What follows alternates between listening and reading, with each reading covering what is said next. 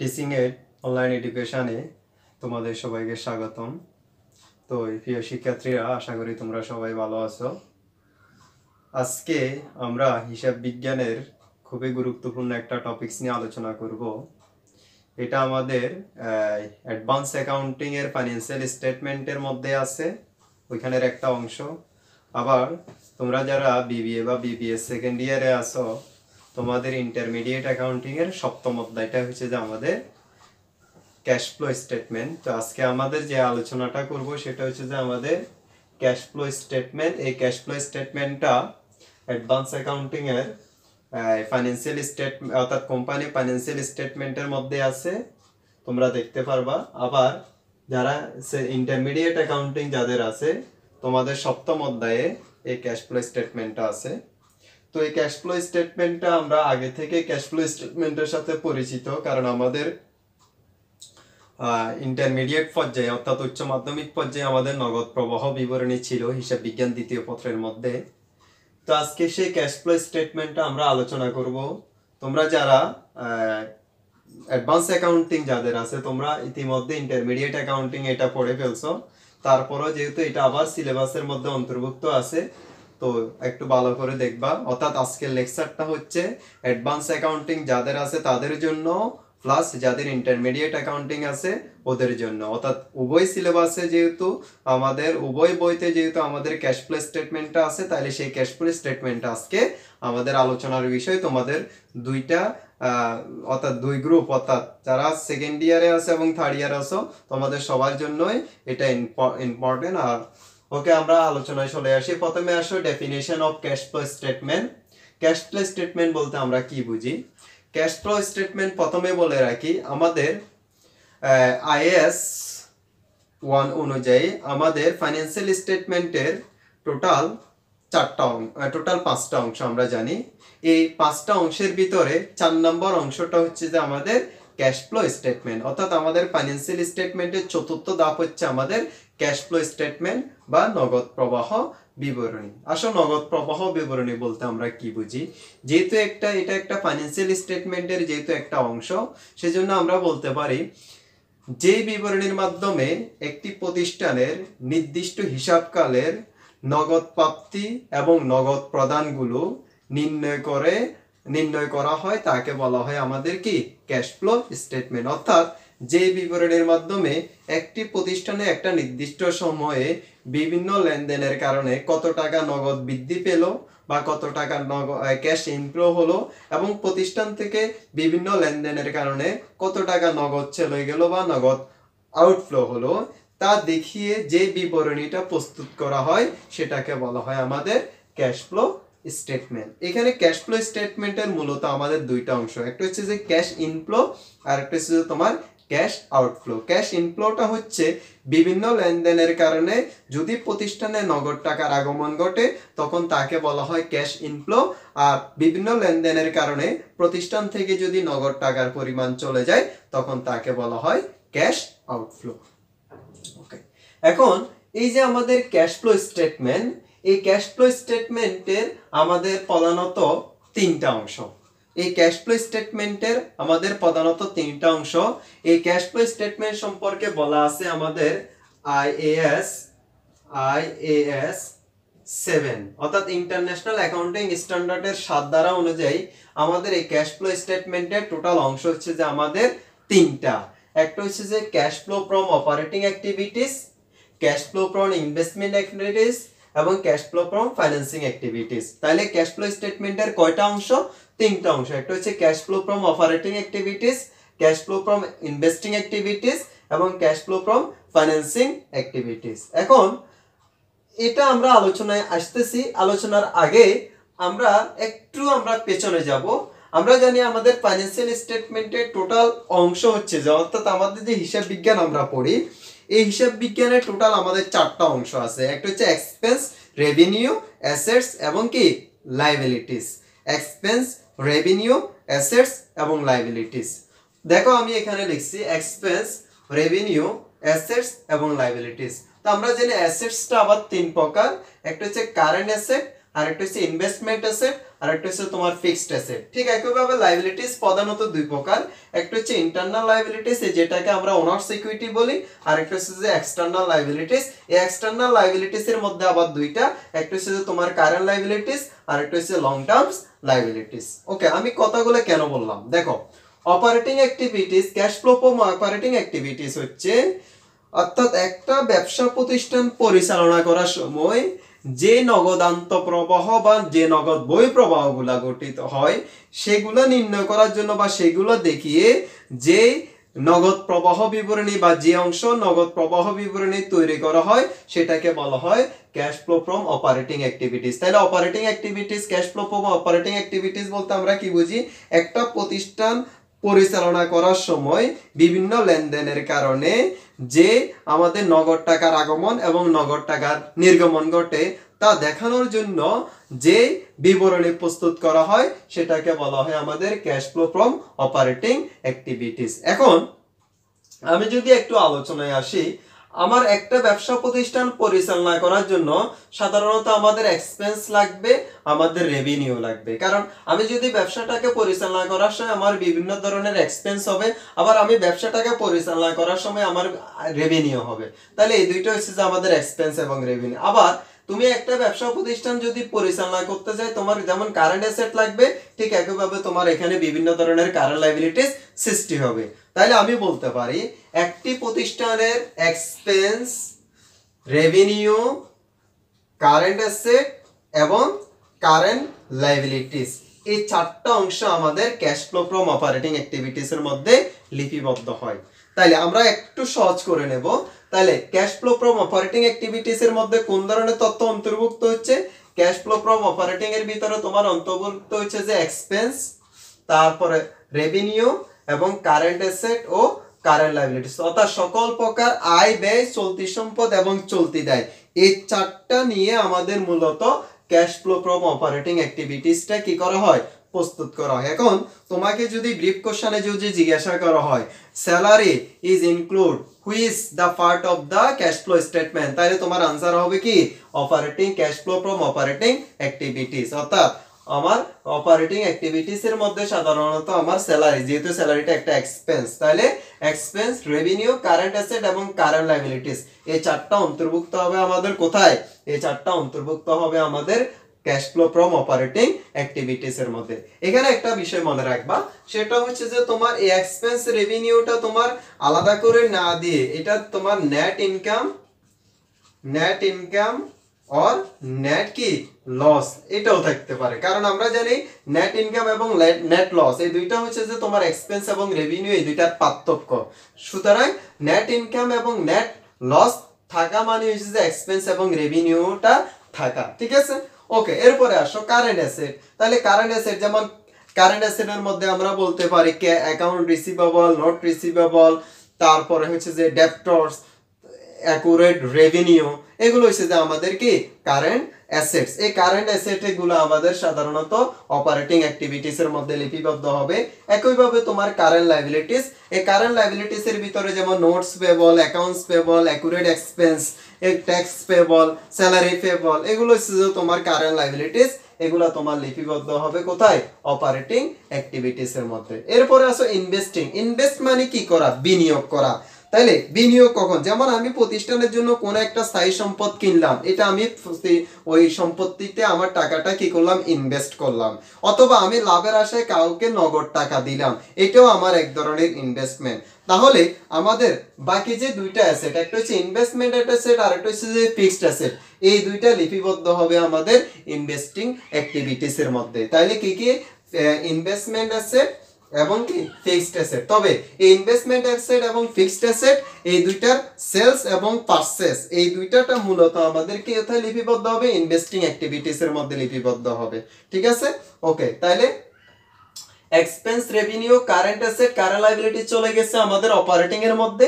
এর বাইরে আমাদের ইনভেস্টমেন্ট অ্যাসেট এবং ফিক্সড অ্যাসেট এই দুইটা লিপিবদ্ধ হচ্ছে আমাদের ইনভেস্টিং এর মধ্যে। ওকে, এরপরে আসো, তাহলে থাকলো আর কি, থাকলো আর ইন্টারনাল লায়াবিলিটিসটা থাকলো, আর থাকলো তোমার লং টার্ম লায়াবিলিটিস, এই দুইটা লিপিবদ্ধ হবে তোমার ফাইন্যান্সিং ক্যাশ ফ্লোর মধ্যে, অর্থাৎ cash flow from financing activities এর মধ্যে।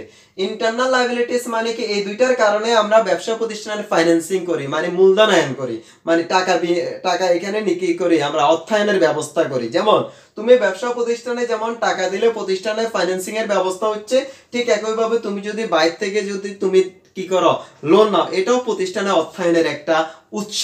তাইলে এই দুইটার কারণে সাধারণত যেহেতু আমাদের প্রতিষ্ঠানে কি হচ্ছে, অর্থায়নের ব্যবস্থা হচ্ছে, যে সেজন্য আমাদের ইন্টারনাল লায়াবিলিটিস মানে ওনার সিকিউরিটির অংশ এবং লং টার্ম লায়াবিলিটিস, এই দুইটা অংশ লিপিবদ্ধ হবে আমাদের কোথায়, ফাইন্যান্সিং অ্যাক্টিভিটিস এর ভিতরে। তাহলে আমরা সামারি যদি বলি, এক্সপেন্স, রেভিনিউ, কারেন্ট অ্যাসেট এবং কারেন্ট লায়াবিলিটিস, এই চারটা লিপিবদ্ধ হবে অপারেটিং অ্যাক্টিভিটিস এর মধ্যে।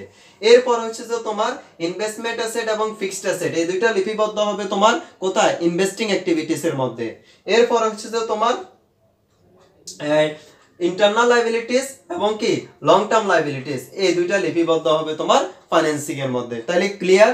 তাহলে আমরা এইটা হচ্ছে যে, তাহলে আমাদের ক্যাশ ফ্লো স্টেটমেন্টের অংশ হচ্ছে যে আমাদের মূলত তিনটা, একটা হচ্ছে যে অপারেটিং অ্যাক্টিভিটিস, ইনভেস্টিং অ্যাক্টিভিটিস, আর একটা হচ্ছে আমাদের কি ফাইন্যান্সিং অ্যাক্টিভিটিস। আর এই ক্যাশ ফ্লো সম্পর্কে বলা আছে আমাদের IAS 7 এ। কততে বলা আছে?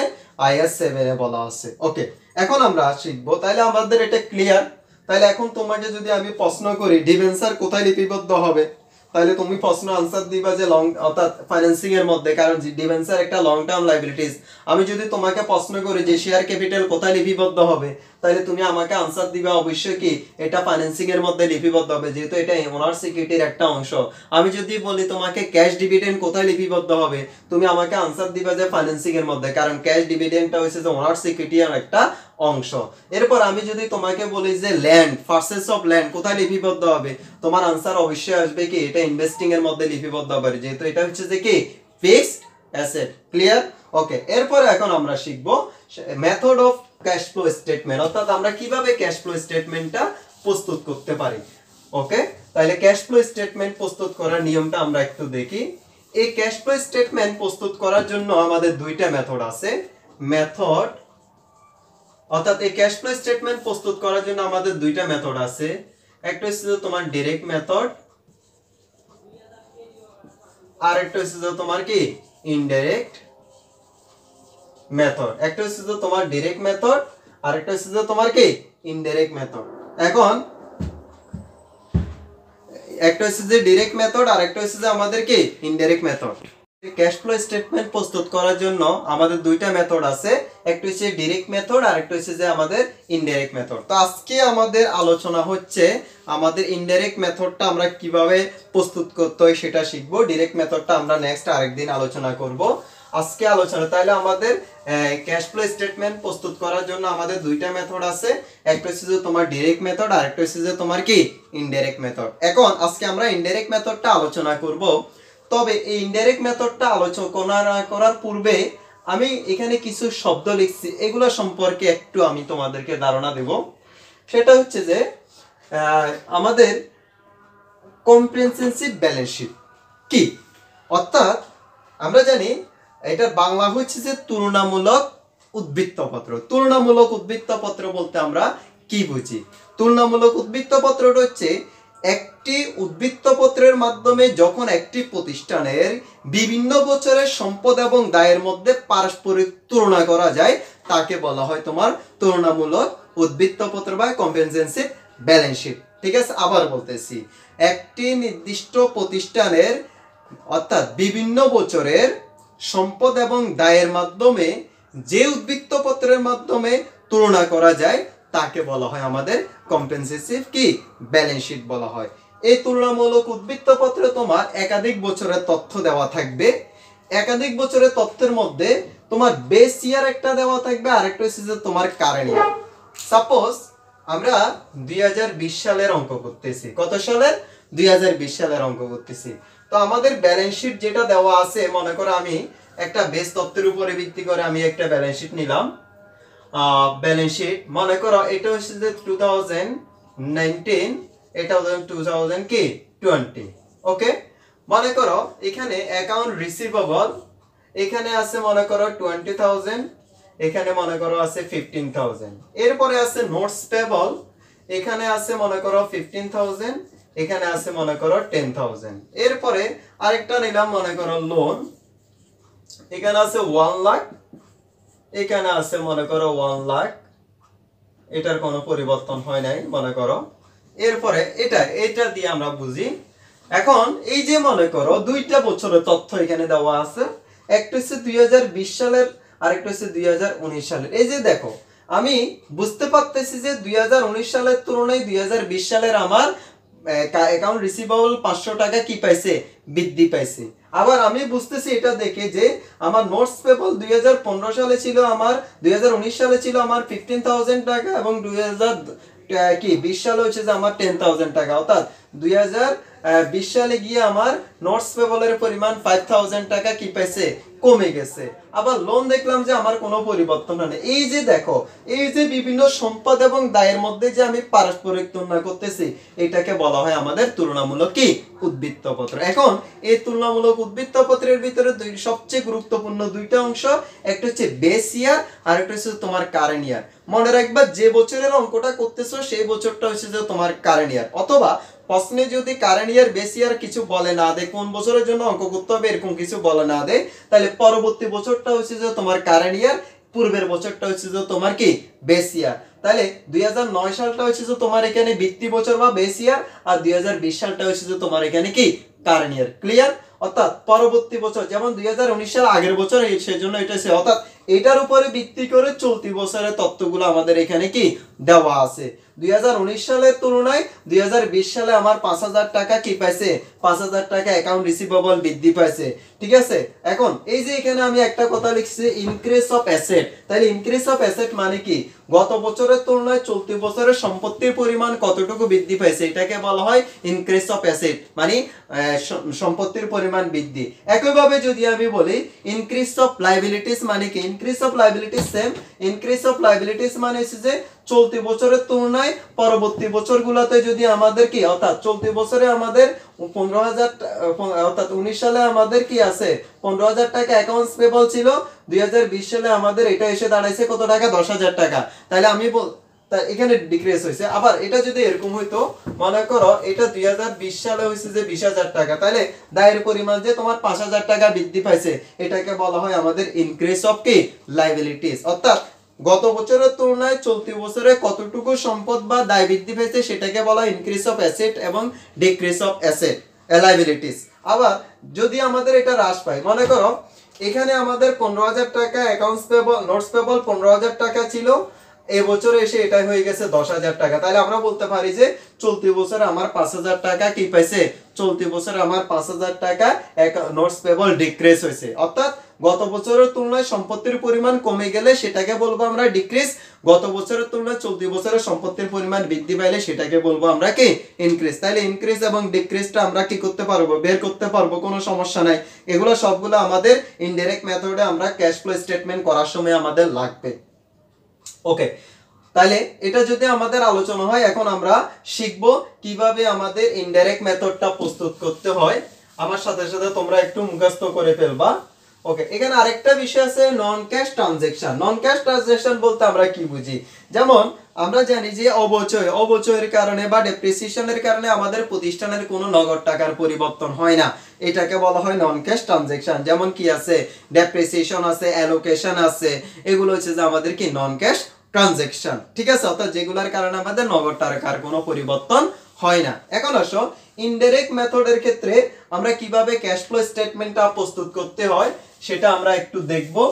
এই স্টেটমেন্টটা যদি তুমি মোটামুটি মুখস্থ করে ফেলতে পারো, তাহলে মনে রাখবা যে তোমার এই চ্যাপ্টারের ক্যাশ ফ্লো স্টেটমেন্ট অনেক সহজে তুমি করে ফেলতে পারবা। আর আমাদের পরীক্ষায় কিন্তু ম্যাক্সিমাম টাইমে কিন্তু আমাদের ইনডাইরেক্ট মেথডটাই আসে। তাহলে যেহেতু আমাদের ইনডাইরেক্ট মেথডটা আসে, তাহলে আমরা এখন এটা শিখব।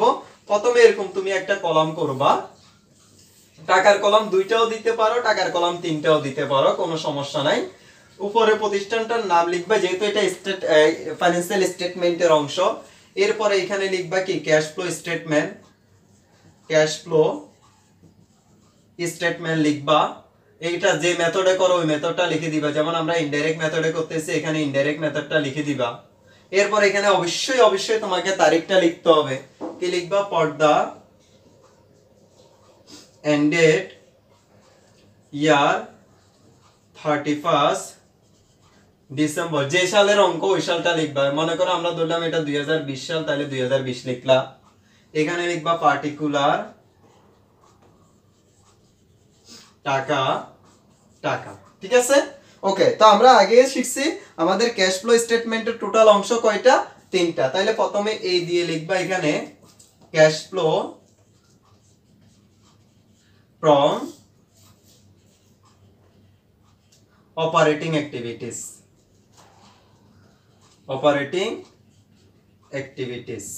ওকে, এই cash flow from operating activities, এখানে একটা বিষয় মাথার ভিতরে রাখবা, তুমি ইনডাইরেক্ট মেথডে যদি অঙ্ক করতে চাও সেক্ষেত্রে সর্বপ্রথম দেখবা যে তোমার প্রশ্নে নেট ইনকাম দেওয়া আছে কিনা।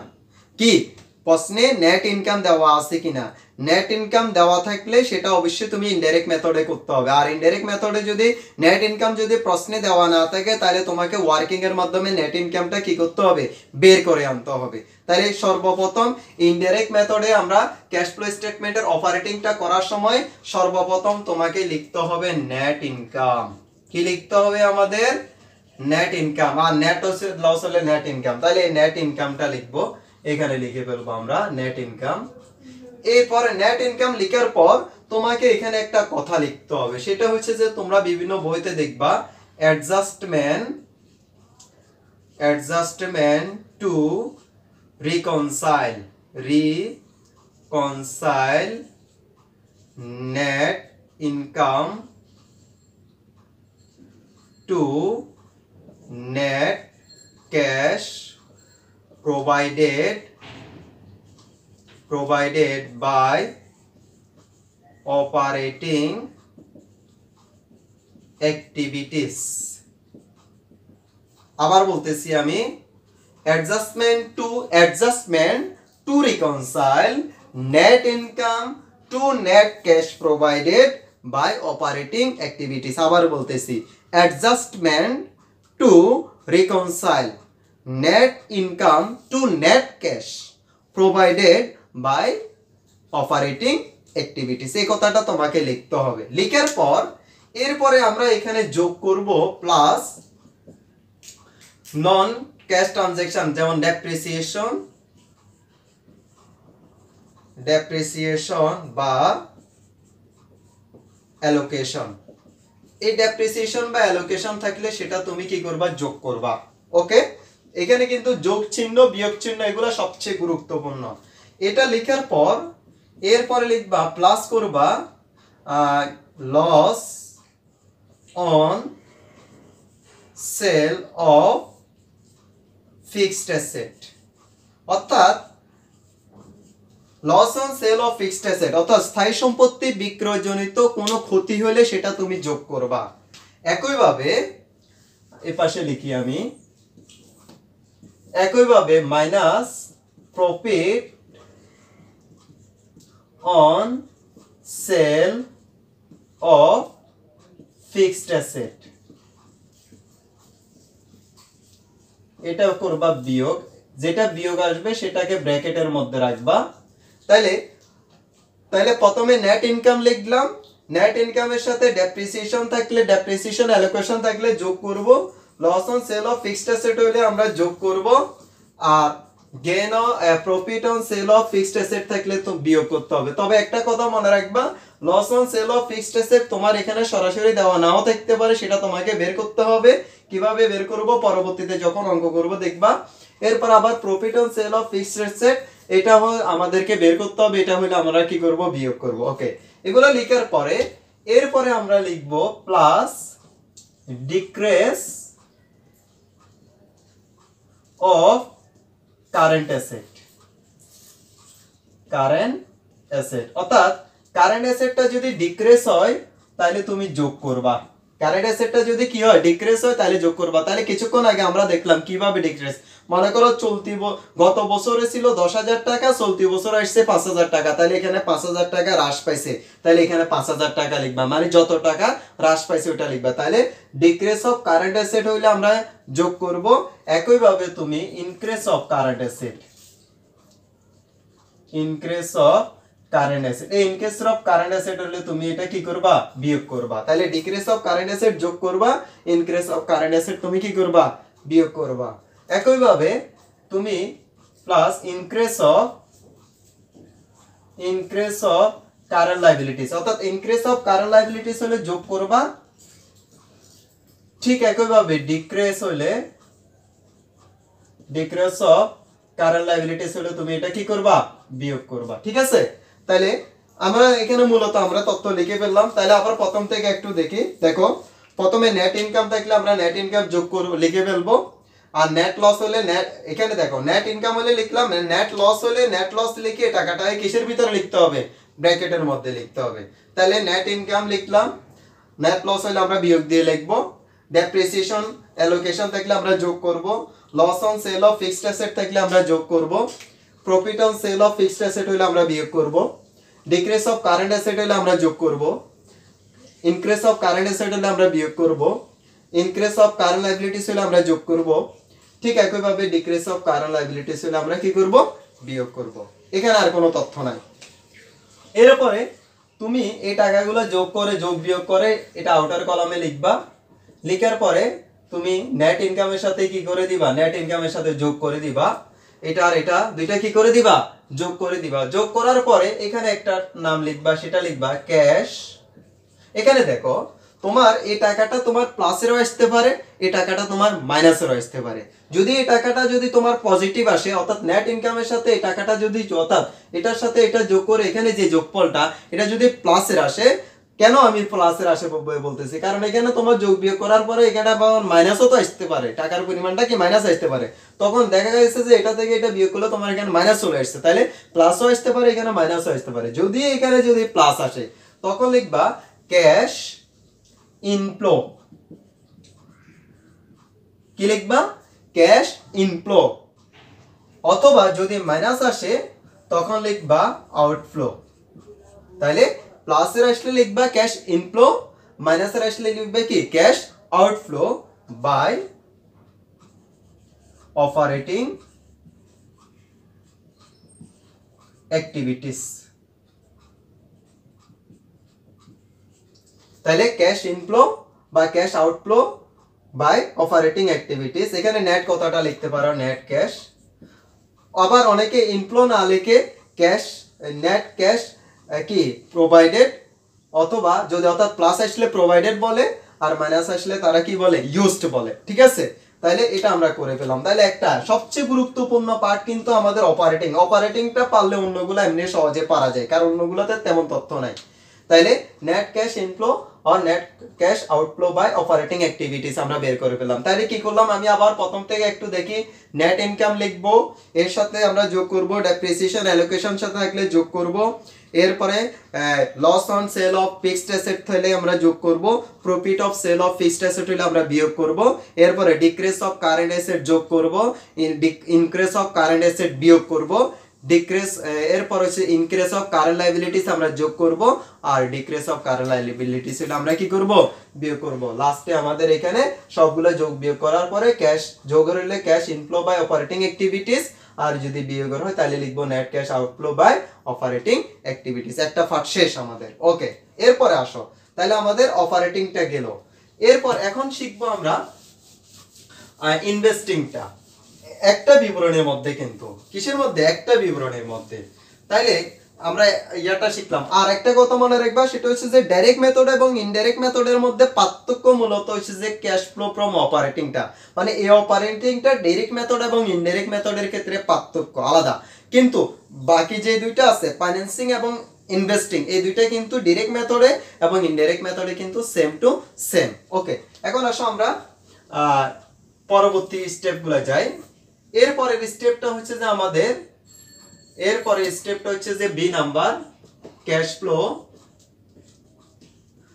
ফ্লো ফ্রম ইনভেস্টিং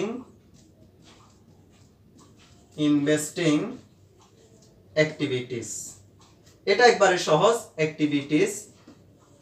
এই ইনভেস্টিং অ্যাক্টিভিটিস এর ভিতরে আসবে যদি আমরা প্লাস করব, যদি সেল অফ ফিক্সড অ্যাসেট, অর্থাৎ কোন ফিক্সড অ্যাসেট যদি আমরা সেল করে দিই তাহলে সেটা আমাদের এখানে প্লাস হবে, কারণ এটার কারণে আমাদের ক্যাশ টাকা বাড়বে।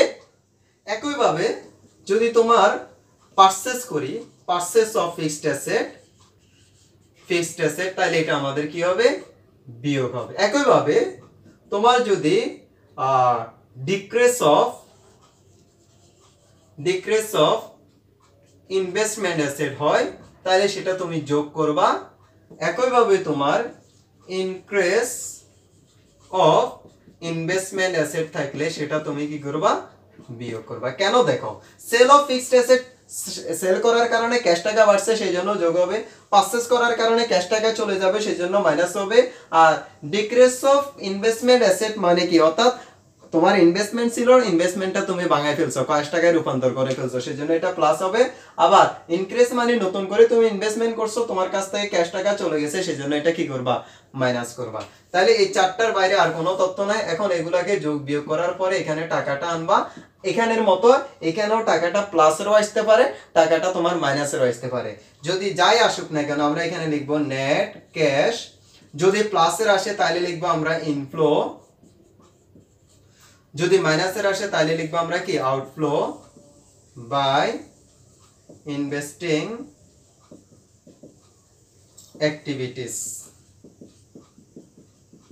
ওকে, লিখে ফেললাম। ওকে, গেল লাস্ট ওয়ান, তাহলে এটা গেল।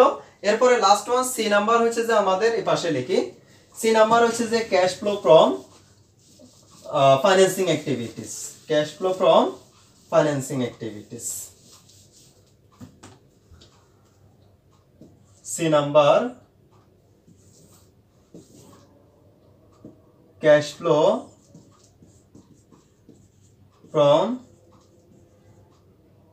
financing activities। এখন এই ফাইন্যান্সিং অ্যাক্টিভিটিসটার ক্ষেত্রে দেখো, এই ফাইন্যান্সিং অ্যাক্টিভিটিসটার ক্ষেত্রে হচ্ছে যে প্রথমে আমরা ফাইন্যান্সিং, এটার ভিতরে হচ্ছে যে আমাদের মূলত ওনার সিকিউরিটির অংশটা আসবে, আর একটা হচ্ছে কারেন্ট কি লং টার্ম লায়াবিলিটিস। তাহলে ওনার সিকিউরিটি স্টেটমেন্টের ভিতরে যদি তোমার ক্যাপিটাল থাকে তাহলে আমাদের শেয়ার ক্যাপিটাল, তাহলে issue of share or increase of share capital, এটা আমরা প্লাস করব, এটা আমরা কি করব, প্লাস করব। একইভাবে যদি এটা যদি তোমার কি ডিক্রিজ হয়, নরমালি ডিক্রিজ থাকে না, যদি ডিক্রিজ হয় তাহলে এটা আমরা কি করব, বিয়োগ করব। এরপর এখানে আরেকটা গুরুত্বপূর্ণ অংশ হচ্ছে যে ক্যাশ ডিভিডেন্ড আমরা থাকলে এটা বিয়োগ করব, ক্যাশ ডিভিডেন্ড আমরা এখানে কি করব, বিয়োগ করব।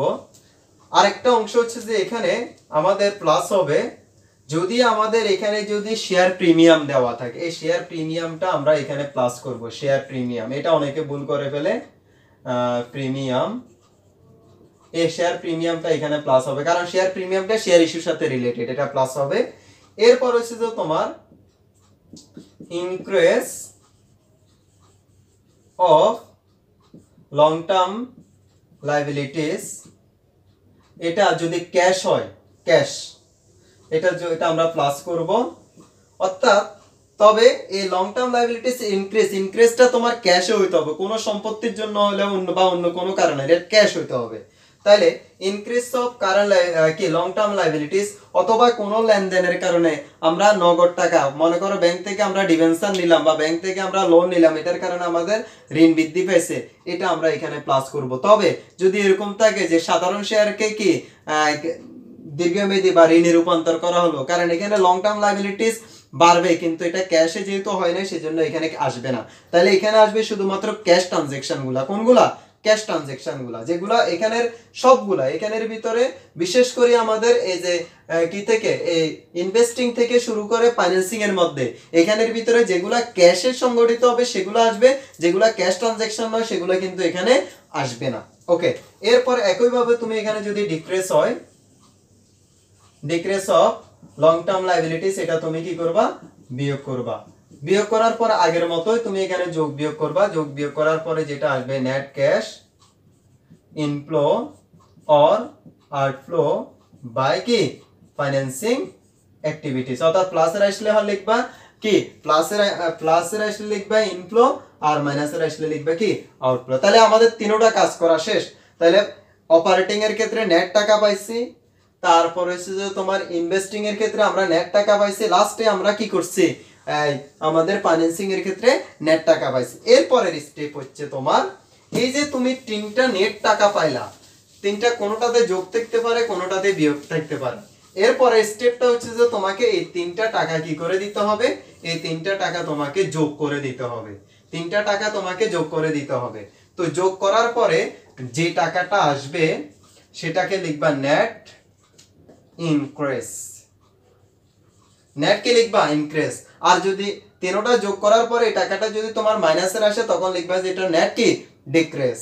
এরপরে নেট ইনক্রিজ লেখার পর এরপর এটার সাথে আমাদের প্রশ্নে দেখবা এখানে দেখো আমরা কারেন্ট অ্যাসেট লেখার সময় ক্যাশ ছাড়া অন্যান্য কারেন্ট অ্যাসেট গুলা লিখবো, কিন্তু ক্যাশ কিন্তু আমাদের প্রথমে ওই কারেন্ট অ্যাসেটের ভিতরে আমরা লিখবো না, ঠিক আছে, ক্যাশ বা ব্যাংক। তো এখন আমরা নেট ক্যাশ ইনক্রিজ যেটা আসছে এটার সাথে ওপেনিং ক্যাশ যেটা আছে, ওপেনিং ক্যাশ মানে গত বছরের যেটা ক্যাশ ছিল ওপেনিং ক্যাশ, এই ওপেনিং ক্যাশটা আমরা কি করব এখানে যোগ করব। যোগ করার পর এখানে যে টাকাটা আসবে সেটা হচ্ছে যে তোমার কি এন্ডিং ক্যাশ। এই এন্ডিং ক্যাশটা তোমার প্রশ্নে যে এন্ডিং ক্যাশ যেটা দেওয়া আছে সেটার সাথে কি হয়ে যাবে মিলে যাবে। এটা হচ্ছে যে আমাদের ইনডাইরেক্ট মেথডের ক্ষেত্রে ক্যাশ ফ্লো স্টেটমেন্ট তৈরি করার নিয়ম, ঠিক আছে। তাহলে আমাদের এইভাবে করব। তাহলে ওপেনিং ক্যাশ হচ্ছে যে গত বছরের ক্যাশ যেটা আছে সেটা হচ্ছে যে চলতি বছরের জন্য ওপেনিং ক্যাশ, আর চলতি বছরের শেষে যেটা আছে সেটা হচ্ছে যে তোমার এন্ডিং ক্যাশ। তাহলে নেট ক্যাশ ইনক্রিজের সাথে তোমার ওপেনিং ক্যাশ যোগ করতে হবে, এন্ডিং ক্যাশ তোমার কি করতে হবে বিয়োগ করতে হবে। তাহলে আমাদের চলে আসবে কি এটা হচ্ছে যে আমাদের ক্যাশ ফ্লো স্টেটমেন্ট। তাহলে আমরা প্রথমে অপারেটিংটা করলাম, তারপরে আমরা ইনভেস্টিংটা করলাম, এরপরে হচ্ছে যে আমাদের কি আজকে এরপরে আমরা করলাম ফাইন্যান্সিংটা। তো আমাদের এইটাই ছিল আমাদের আলোচনা ক্যাশ ফ্লো স্টেটমেন্ট ইনডাইরেক্ট মেথডের ক্ষেত্রে। তাহলে আমরা নেক্সট ক্লাস যেদিন আসতেছে ওই দিন আমরা ইনডাইরেক্ট মেথডের ক্ষেত্রে একটা অঙ্ক করব, প্লাস এখানে আরো কিছু আমাদের নিয়ম কানুন আছে, এই নিয়ম কানুনগুলো আমরা ওই ক্লাসে কি করব আলোচনা করব। তাহলে তোমাদের কাছে রিকোয়েস্ট থাকবে আজকে তোমরা যেটা করবা সেটা হচ্ছে যে আমরা প্রাথমিকভাবে যে তথ্যগুলো দিছি এবং কিভাবে আমাদের ইনডাইরেক্ট মেথডটা প্রস্তুত করা যায় এটা একটু শিখবা। এজন্য এটা শিখতে হবে কারণ আমাদের ম্যাক্সিমাম টাইমে দেখা যায় যে আমাদের ক্যাশ ফ্লো স্টেটমেন্ট পরীক্ষা আসে তোমার কোনটা ক্যাশ ফ্লো স্টেটমেন্ট তোমার পরীক্ষা আসে যে যেটা ইনডাইরেক্ট অর্থাৎ ইনডাইরেক্ট মেথডটা। তাহলে এটা একটু স্টেটমেন্টটা ভালো করে শিখে রাখবা, কঠিনের কিছু নেই, জাস্ট ধারাবাহিকভাবে তুমি তথ্যগুলো মনে রাখবা, মনে রাখলে দেখবা যে ক্যাশ ফ্লো স্টেটমেন্টটা তুমি ইজিলি কি তৈরি করতে পারতেছো। তো আজকে এতটুকু, তাহলে আমরা নেক্সট ক্লাসে অঙ্ক করব। তো ততদিন পর্যন্ত ভালো থাকবা, সুস্থ থাকবা এবং আমাদের এখানে যে আমি স্টেটমেন্টটা দিছি এটা একটু ভালো করে পড়ো। কোনো সমস্যা হলে না বুঝতে অসুবিধা হলে আমাকে জানাবা। ওকে, আল্লাহ হাফেজ।